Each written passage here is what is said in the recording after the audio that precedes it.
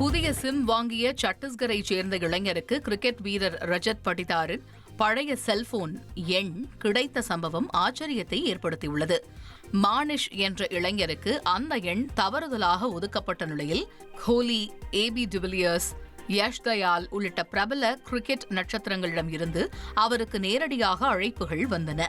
முதலில் அது கிண்டல் என நினைத்த மானிஷ் பின்னர் கோலி நேரடியாக பேச அதிர்ச்சியடைந்தார். சில ரசிகர்கள் கோலியின் ஒருநாள் கிரிக்கெட் ஓய்வை நிறுத்தும்படி சொல்லுமாறு அவரிடம் கேட்டுள்ளனர். இந்த தகவல் வெளியில் கசிந்ததைத் தொடர்ந்து ரஜத் பட்டிடாரின் புகாரின் பேரில் போலீசார் சிம் கார்டை மீட்டு ரஜத்திடம் ஒப்படைத்தனர்.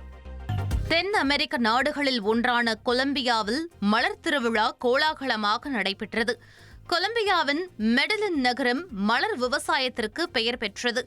இங்கு 68வது வருடாந்திர மலர் அணிவகுப்பில் இடம்பெற்ற சிலிட்டரா உள்ளிட்ட பல வகை மலர்கள் பார்வையாளர்களை வெகுவாக கவர்ந்தது.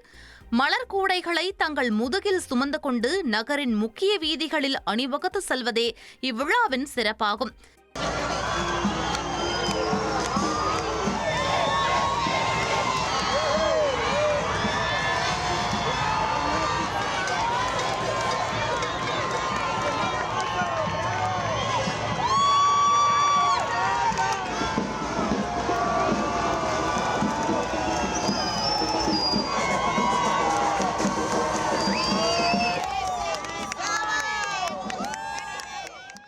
மெடலின் நகர கலாச்சார அடையாளமாக நடைபெற்ற வண்ணமயமான மலர் திருவிழாவை சுற்றுலா பயணிகள் உற்சாகத்துடன் கண்டுகளித்தனர்.